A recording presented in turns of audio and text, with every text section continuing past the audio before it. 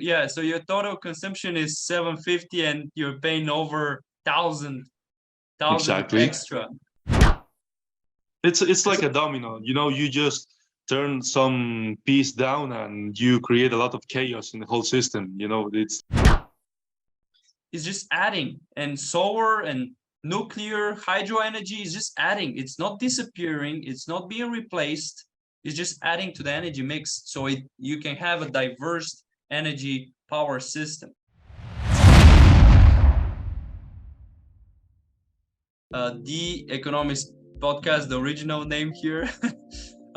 It's me and my friend Jose. Hello, Jose, how are you? I'm good. How about you? I'm also good, man. I'm enjoying a nice hot summer here, and and you're enjoying your winter, which is 15 degrees, as far as I remember. No, it was 25 degrees 25? 4 days ago. Yeah. Holy shit. No, Yeah. wait. 24, 24. 26, yeah, in between that 4 days ago. No, it's like 15 degrees, so it's nice. And you're taking a break now, right? Because it's still, you're working in the agricultural sphere. Yes, actually, I have a work in an experimental field, which is a seasonal work. And now, like, I'm just having a rest until I start working again in September, which, it's when all activities just start to be done again. Yeah, and you're gonna work 12-hour shifts, and you're not gonna have any time for podcasts. So we're getting in the right moment now. Yeah, basically. All right. So how did this started? We haven't made a video in like a year. It's been exactly a year since we made the first video with you. It was the most viewed video, and you recently shared this bill, which I have here, Total Factura, and about your electricity bill, and that's why I decided to invite you for this call, for this conversation. Could you explain what exactly are we looking at here? What is it here? You even highlighted the most important things. Yeah. Well, basically that's the electricity bill that I paid the last time that I stayed in my apartment, and that's the detail with every single every single thing that I pay for, basically, because there's a payment for the electricity that I consumed, which is the red rectangle. The total amount is on the top left corner, 61 kilowatts. I think that. Yeah, this is what you consumed. And well, the blue rectangle is the line maintenance charge. And the green rectangle is a quota that's paid, for the profit of the cooperative, because it's a private cooperative company which provides electricity at my apartment. And if you just add all the price, it's like just 70% of the bill. And that's the VAT tax, 21%. Precisely. Okay, so the blue thing is what? Cargo, Figio? What is this? It's the line maintenance. It's like some maintenance. All right, that makes sense, right? It makes sense. And so this is your consumption, 750 peso. That the price is in peso for everybody who's not aware. It's just 61 kilowatts, and this is the profit of the company.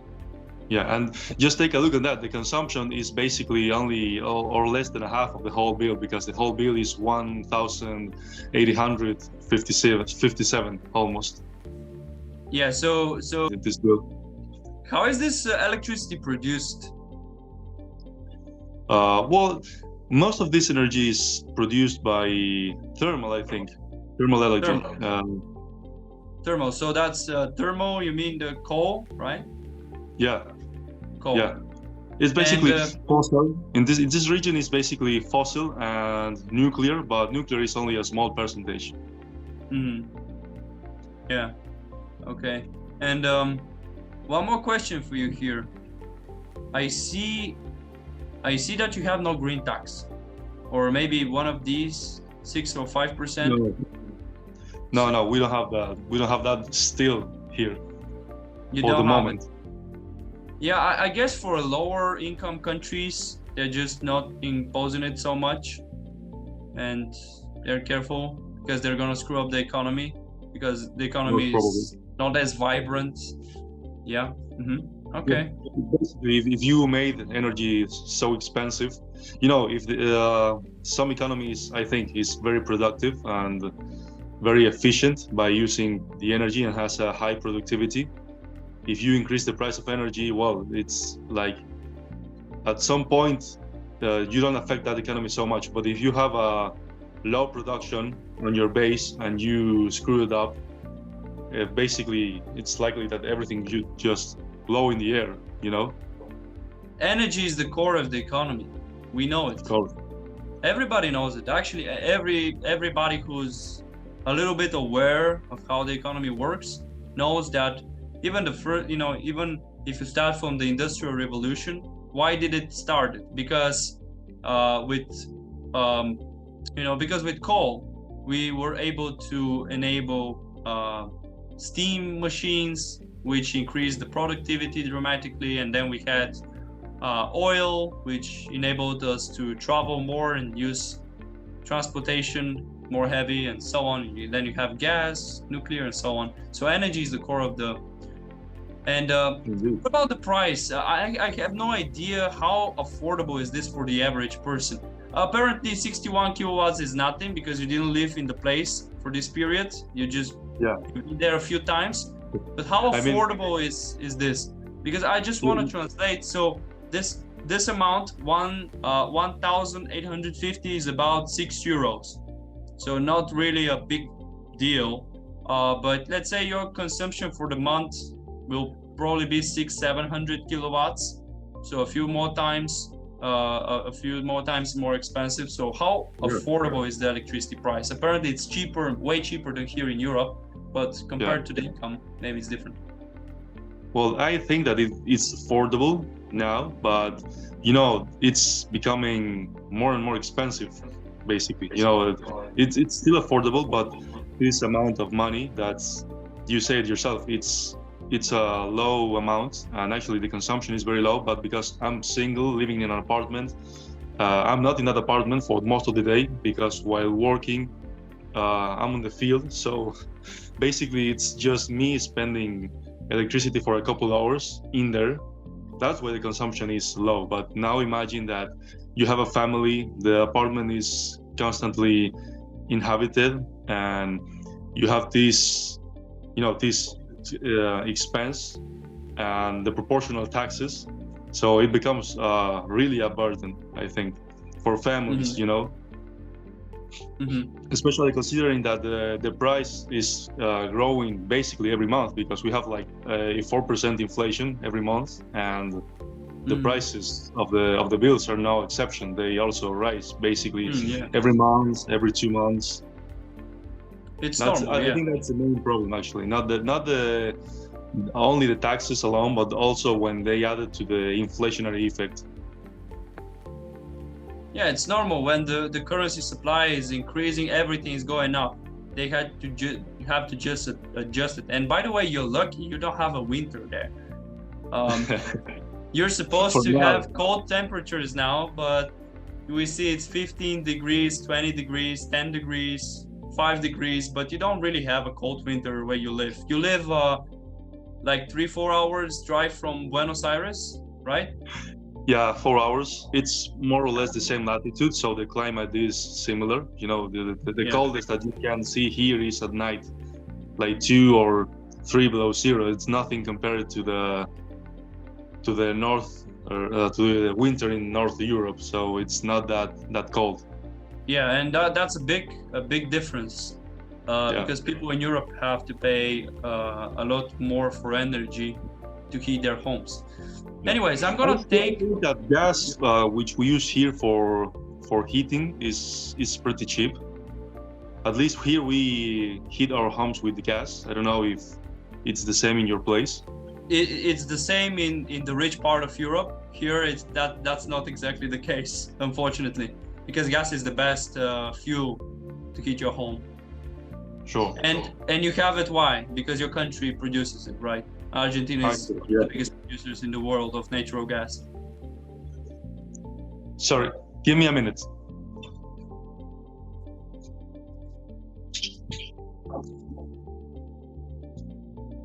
Sorry, just a truck parked on front of my house and there was a lot of noise. No problem, man. Don't worry. Okay. Is this everything you have to share? You have to share about the bill? You have something else? Yeah, I think pretty much it is. I just wanted to, to give at least a small sight of what it is like, because, it's like you pay for your consumption and in the end you're paying twice that price because of several charges and this price increasing every month, reducing your purchasing power.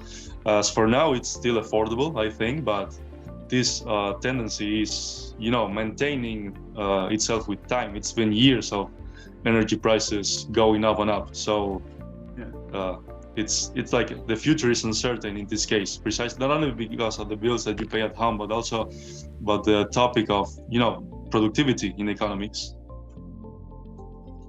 Yes, I want to add a comment here before we proceed forward. You said the company is distributing this, and this is what they're charging for their service, right? Basically, yes. And that's not that much, I guess. It's actually kind of, on the larger scale, is not that much. No.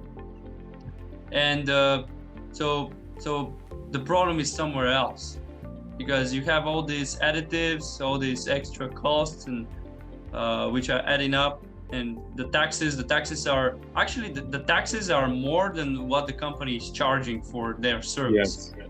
So the company is doing a good job because you're getting a good service, but the government just stepping up and taking it. Right. I want to talk about energy now, since China is rising and the West is struggling, especially the continental Europe. This is the China power generation for the past 10 years in their energy mix. So you can see that they're using almost double the energy they used just 10 years ago. And that's pretty impressive. And we see that despite of their increase in the renewables, they're using more and more coal. So they increased the usage of coal roughly 30%, and they're adding more and more coal every year, and they're making their economy more productive. On the other side, we see Europe and the United States, but Europe being the worst case, as I mentioned, decreasing the usage of electricity, even now in the summer. And maybe this winter we're not gonna be so lucky by having warm weather, and we're gonna use more energy to heat our homes, so we're just gonna stay and freeze in our homes. Especially for the poor, that's gonna be the case.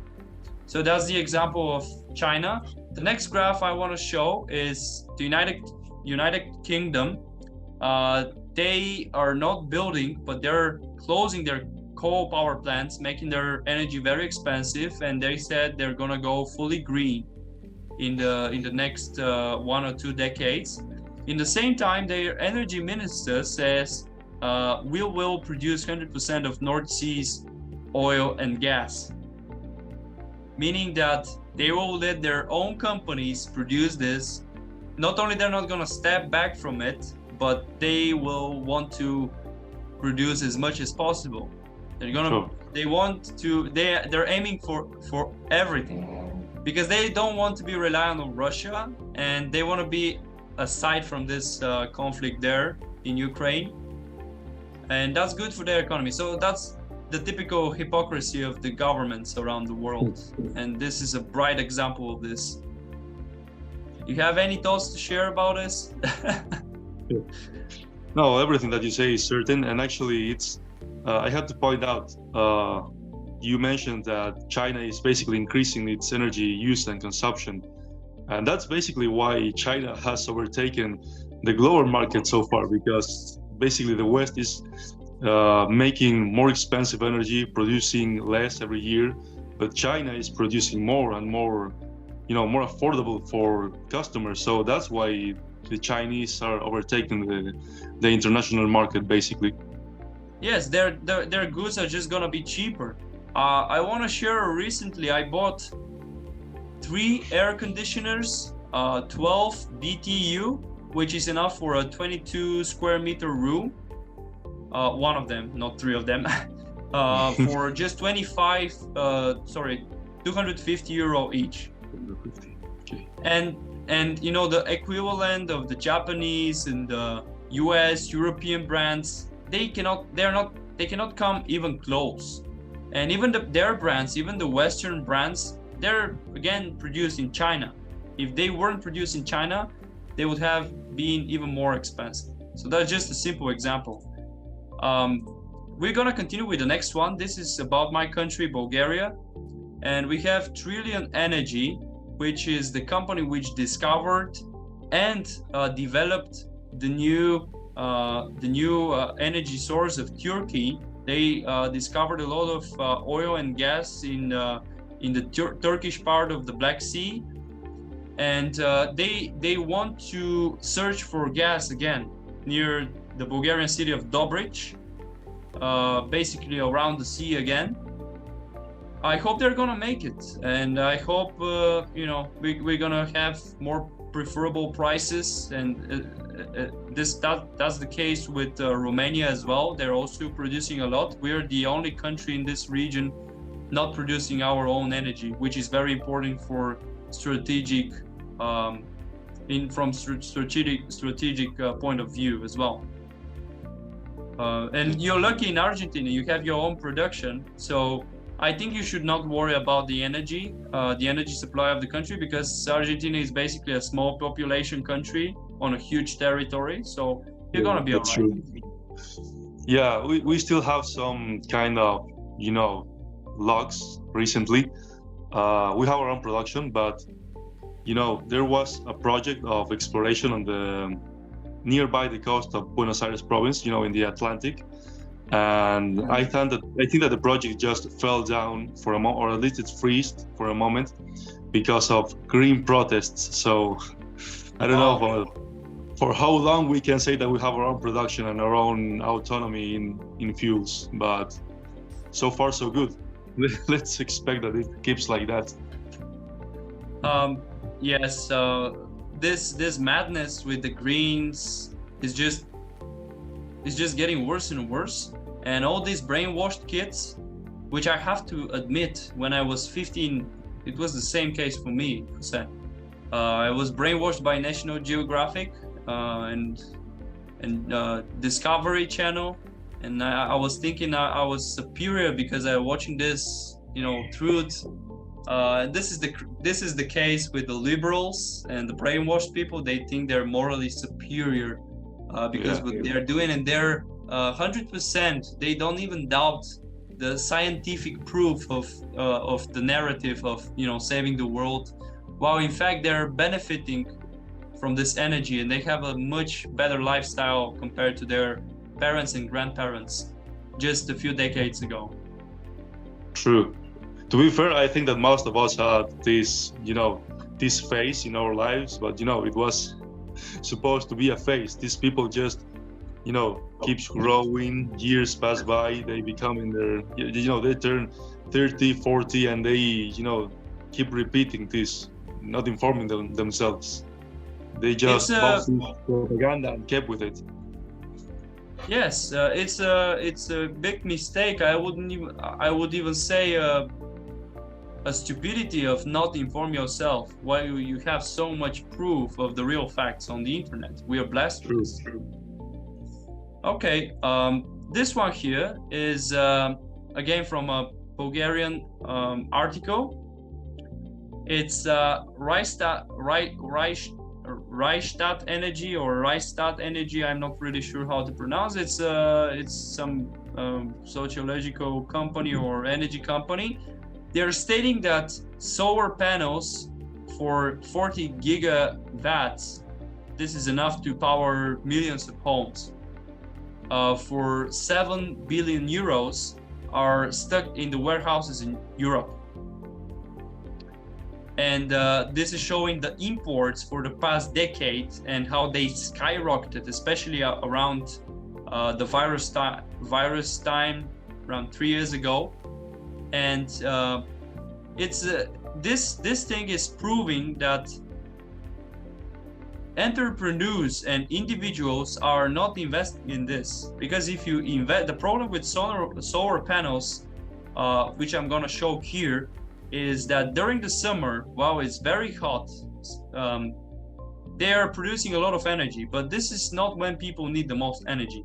Yes, some people are cooling their homes. You know, cooling your home to make it more comfortable is nice, but it's not really a necessity, as it's to heat it in the winter, so you don't freeze and your pipes don't freeze and you die of freezing, you know? So yeah. So what's happening here, this is a graph showing the electricity price in Bulgaria for a 24-hour period in the last week.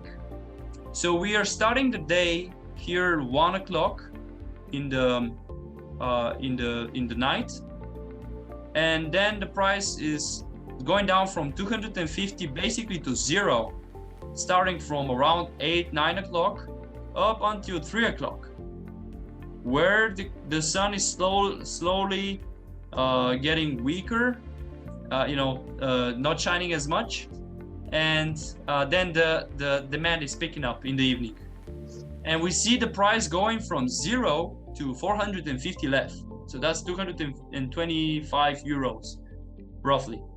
And that's a huge, like, this is basically saying that the solar panels are not needed, because when you have a zero price for what you have to sell, this is a signal that what you are selling is not needed by the economy, by the people. On the other side, you have for the work of coal mines and nuclear power plants, you have the sign for the market that their work is very useful, say, because people are buying the energy in the evening while there is no sun. Let alone, planning of the, how you're gonna run a business or a factory with these price fluctuations. It's insane. So enough for the solar panels. I want to show. Some discussion in Chile, actually. They had this same discussion in Chile because there was some proposal a couple of years ago on, using solar energy to take the energy consumption in that country to 100% dependent on solar. So they would not rely. It's just an idea, no, but they just wanted to rely purely on solar. And it's actually not that insane, because in the north of Chile they have the Atacama Desert, which is basically the region on Earth that receives the most solar light. So it's basically the best place on Earth to put solar panels. But they have the same problem. It's like, what are we going to do if people is consuming electricity during night? I mean, they would invest billions in such a project to cover the desert with solar panels, and then what? Basically, there was no way for taking this energy, then storing it, and then using it at night. It had no use. We have uninvited guest here. Sorry. He also wants to discuss the energy problems and idiocracy of the elites around the world. Yes, I see it. It's who won the elections in Chile, right? The socialists won it. The neoliberals. So not a big surprise this happened. I want to show again this graph of China. So you see, this graph can go back decades. And what you're gonna see is that once an energy source is added to the energy mix, it's just adding to it. It's not replacing anything. You see, coal is just adding, and solar and nuclear hydro energy is just adding. It's not disappearing. It's not being replaced. It's just adding to the energy mix. So you can have a diverse energy power system. Sure, which is the best, actually. Of course, it's the best, yes, because sometimes you have hydro, but then on the next year you have no rain, you have no hydro, or you have much less, or the rivers are not they're not as full as they should be. So this is biomass, is green energy. This is Europe. Just a picture showing workers cutting trees in the United States, and then just shipping this green energy to Europe. That this green biomass, because the bureaucrats in Europe think when the trees are growing, this means they're renewable. Their energy is renewable, which is a total nonsense. And it's actually, burning trees is more polluting for the environment, since the energy density of wood is less than coal, for example. So it's, and they're also using a lot of energy to transport all of these trees to Europe as well. So this is the nonsense in Brussels. It's the same nonsense as in biofuels, basically. You crop hundreds of hectares of soybean, which is I think that you could use to feed animals and have more affordable meat, for example, for the people. And now just turn it into oil, then turn it into fuel and sell it like it's green, when you're just producing carbon dioxide, just like that. Yeah, because you're reducing it, you're making a biodiesel. That's a nonsense we have here. Yeah, it's in the same word, it's in the same name. It's biodiesel, but it's still carbon. You're burning carbon to produce that energy. What's the green in that concept? Exactly. And the consequences of this are two. We're not saving the planet at all. We're not, even if assuming carbon dioxide is bad for the environment, even though it's not, because it's helping plants growing faster, it as a person specifying this. So you have more expensive and unaffordable diesel, which adds up to the line and it makes everything more expensive. And on the other side, as you stated, the example with the soy, there is less soy planted, the more expensive soy, and less food for the animals, less affordable food products, animal products. Same nonsense. It's like a domino. You just turn some piece down and you create a lot of chaos in the whole system. It's like that. You disrupt the economy, which is very complex. Sorry? No, it's like you're affecting a lot of topics by just one same measure. Yes, because the economy is very complex, but again, in the bottom of this pyramid, if we assume this is the economy, it's energy, and it's always energy, and it will always be energy, no matter what kind of economy you have. Energy is the most important thing. Okay, so this is about inflation, like worldwide, because even though you have a lot of inflation in Argentina, you're still paying international prices for the foods, or at least most of the foods you have on your table, as is the case for every person on the planet, to some extent at least. So this graph is showing the agricultural prices, and we see that last year prices exploded, then we had some relief, and then we're going up again, even though the food prices stood kind of low compared to what they were. They're going up again. So enough for the case of low inflation, because the politicians are saying, oh, we're doing a good job, central banks increasing the interest rates and claiming that they will bring back inflation down, but we see that this is not the case. Yeah, sorry, man, I think that it's just a few minutes left on the call. Yes, it's 2 minutes. We're gonna see this, and we have 2 more graphs. This one here is budget deficit. On the other side, unemployment. This is what we're gonna experience. So the more money the government is spending, the higher the unemployment rate. So there is a clear correlation, at least in the United States, but I'm sure it's the same case in Argentina, Bulgaria, and all the rest of the countries. And probably the governments will have to slow down the pace of government spending, since the interest rate is too expensive and they have to service this debt. So that's definitely going to increase, that's going to definitely change the economy. This is government debt to GDP ratio. One simple example, I know it's kind of off the topic, but we see all the countries in the Eurozone without any exception, Italy, Greece, Spain, Portugal, France, all in the Eurozone. On the other side, countries with the lowest debt to GDP ratio, that's Bulgaria, Denmark, Sweden, Czech Republic, Poland. All these countries are not in the Eurozone. So this speaks a lot, because being in the Eurozone makes the incentive for politicians to get more loans. All right, so what's the case here?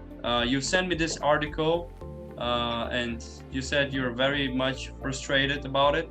What's the case? Well, it's basically, it speaks about the tax burden on the GDP and on the profit and the income of companies and people respectively, which is 30% of the GDP. But the collection of funds by the government is way lower than that. And especially when compared to to other countries of reference that are in that same article. And I think that there are some charts lower in there. If you can just scroll down in the article, I think that we can see them. Oh yes, there they are. So what we see here, so it's basically it's a chart on countries organized by the tax burden as a percentage of GDP. The highlighted in yellow is Argentina, then there are some other countries. And this is it's from 2022, past year. So basically the tax burden is 30%, but the fund collection is much lower proportionally when you compare it with countries that have much lower tax burden. I think that there's another chart if you keep scrolling down. Yeah. Okay. So what is this? There they are. It's kind of blurry. Let me see. Can you see it? Yeah, it turns some kind of blurry to me. No, there it is. So basically it's fund collection as a percentage of the GDP. Which is for Argentina is like 80%. All right, so if the government is spending so much money, who's paying the tax? That's the question. Yeah. Well, one of the components of the spending is not paid through tax directly, but by money printing. That's another problem. Do they count it as a government spending, even though they're using this dishonest tax of inflation? I think it's still measured. Maybe. Yeah, I think that it's contemplated into the public spending, but I think most people don't see it like that. They just don't have to inform themselves about this. It's like there's inflation, but they don't know where it comes from, or at least many of them, a huge proportion of the population. Yeah, so people are not aware of the problem, and they just accept the fact that they're just used to the fact that everything is getting more expensive by the day. You mentioned 4% monthly inflation now in Argentina. Yeah, I think that's the number to be more exact, the past month. And if you measure it, between this past month and the same month of the previous year, it's like 107%. So you get the idea. So it's on average like 10% of the currency losing the power, the purchasing power. Yeah, we were in Turkey and everything was so cheap, and people were just accepting their currency is going down, and they cannot do anything about it. Okay, if you came here with euros and exchange them for pesos, it would be pretty cheap for you too, I think, because it's basically the same effect. Yes, it's just that Turkey is very close to our country and our It's city. expensive to take a flight to here compared to Turkey, but on the other hand, it's basically the same.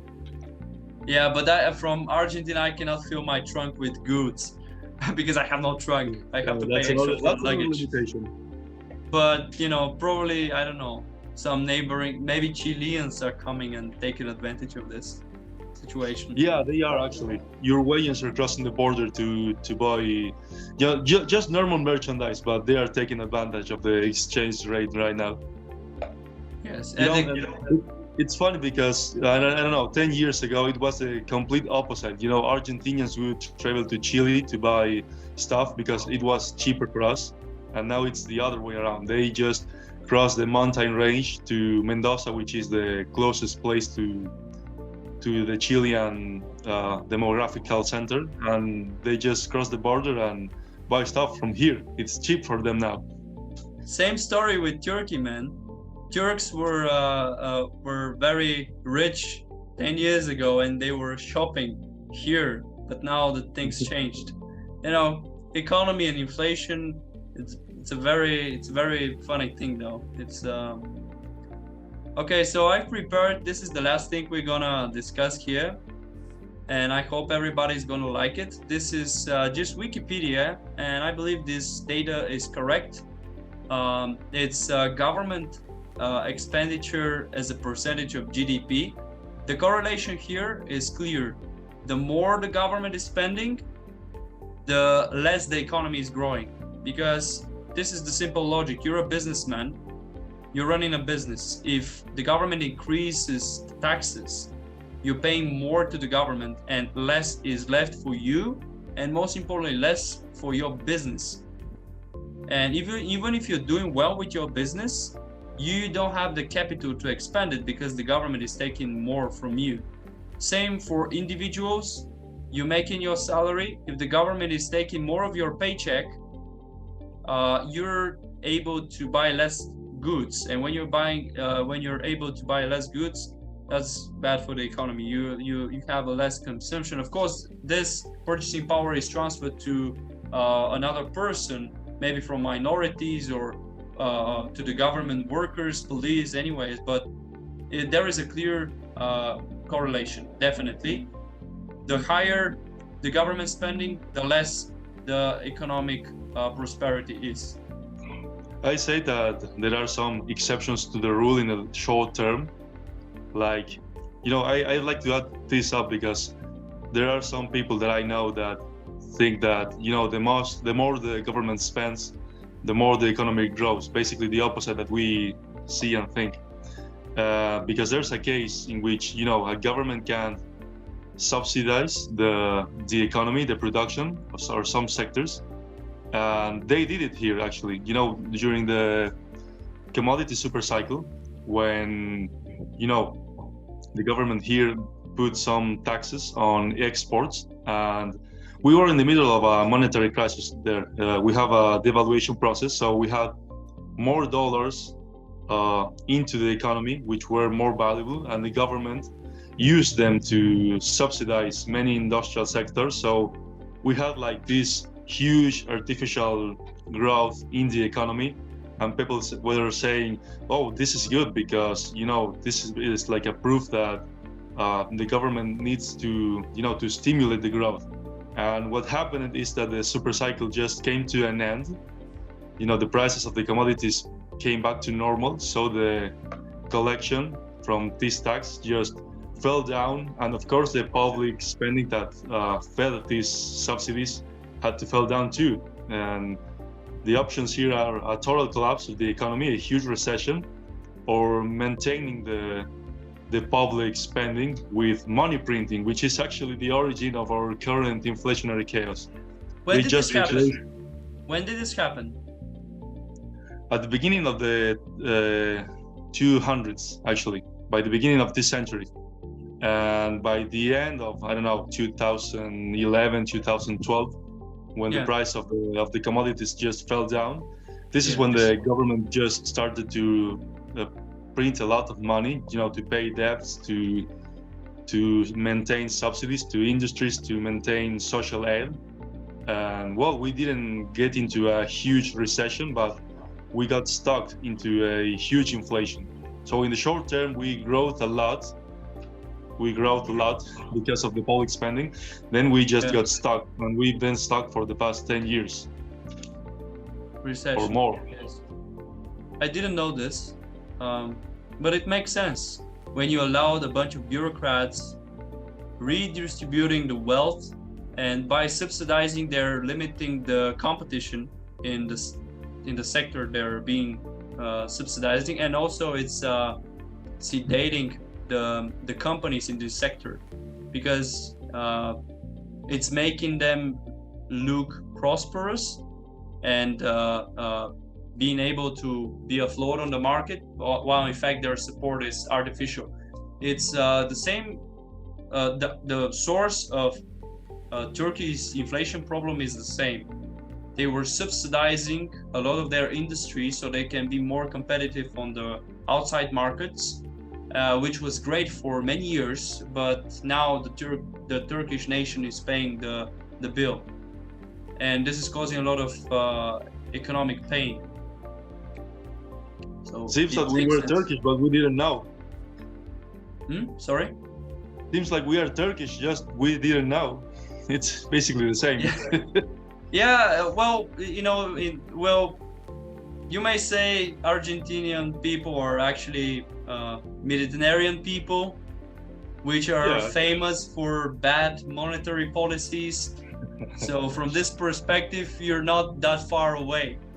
If you know, thinking from this perspective.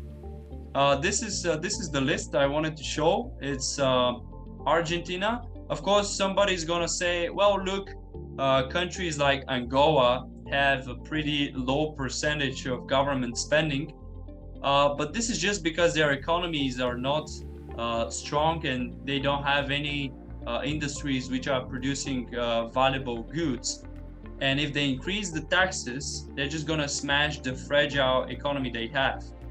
This is Argentina, and this is Austria, by the way, which is basically a socialist state.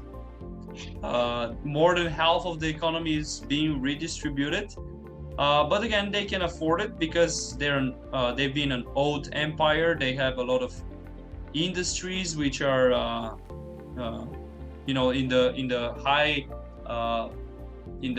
high sectors, like high value added, like machineries and all these sorts of goods which are hard to produce by undeveloped nations. So that's why they can afford to have such tax rate and still function. But definitely, if they had a lower tax rate and government spending, they were about to be much better, and they were about to have a better growth and a more vibrant economy. Of course. And also, even if they started from a solid base, which is the reason why they can maintain this huge public spending, it won't last forever, you know.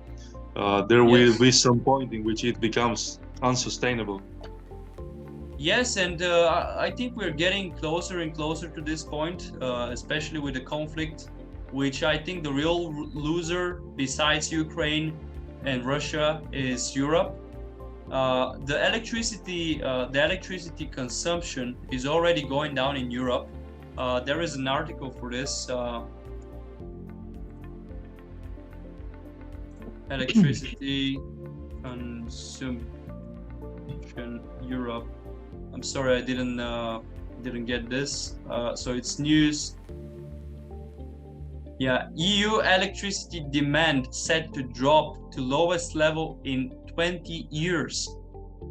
Only this year alone, the consumption of electricity in the Union will drop 3%, which is a huge number for 1 year period. It's insane, Germany is turning from a country making huge trade surpluses to a country making huge trade deficits. Meaning that their economy is actually bleeding because they're importing more than they're exporting, and of course their industry is struggling because they are not producing the cheap, reliant cars anymore. Their chemical industry, their metal industry as well, again, energy is the core of every economy, and when you have expensive energy because of geopolitics, well, of course, the economy will suffer. And by the way, the energy in the United States, despite being expensive in the context of Russia and China and other countries, still 2, 3, 4 times less expensive than Europe energy. So European companies are actually leaving Europe. Investments are leaving Europe and going to places where they have cheaper energy and big markets to sell their products on. And that's very unfortunate. But that's the case until people wake up and go on the streets and change the regime of this crazy green lunatics. Situation is not gonna change. Any comments on this? No, basically, I just think about such a feedback process it is. It just turn the electricity or the energies into more expensive, and you cause companies to reduce their investment and take it somewhere else, which will create even more expensive energy. It's like a vicious circle. Yes, Europe is saying no coal production, no coal burning in Europe, no exploration for oil and gas. And believe me, Europe has resources. Definitely, like European continent has a lot of resources. But if even if the government in Brussels allows this, people are just gonna unite, as you said they did in the Atlantic, the environmentalists, and they'll do everything they can to stop these kind of investments, and only the sanity of the people and the politicians will stop this. And we will see how much this will continue until the Europeans wake up and decide to save their lifestyle. Even though Europe is already bankrupt, the Eurozone has much lower real growth than the United States, for example. Even though United States is not in the best shape, Europe is basically in a depression, like Japan. Japan didn't grow its economy at all for the past 3 decades, and Europe didn't grow up at all for the past 1 decade, since the past economic crisis of 2008, more than 1 decade already. So a lot of problems ahead for Europe, and another argument against my country joining the Eurozone and accepting the currency of a bunch of bankrupt countries. Yeah.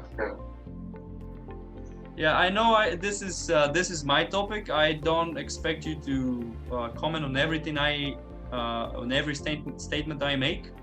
But thank you very much, Jose, for sharing your thoughts and giving your perspective of the economics. Even though you're not working in this field, you're working in the biofield. And our next podcast is going to be biofuels. Sorry? Biofuels? I didn't get you. No, I didn't get you either. That's why I'm asking. No, in the biosphere, you're working as an agronomist. Yes, but we can speak about biofuels. We can speak about the current situation of the food markets. You can comment. This is your expertise. This is when I'm gonna listen more and maybe make some small comments. And thank you once again for attending this. It's a nice meeting. It's like a like a friend meeting, just 7 kilometers away from each other, but discussing the same stupidity of the political elites. Of course, man. It was a pleasure. Thanks for inviting me. Thank you. Bye bye, Jose. Bye bye.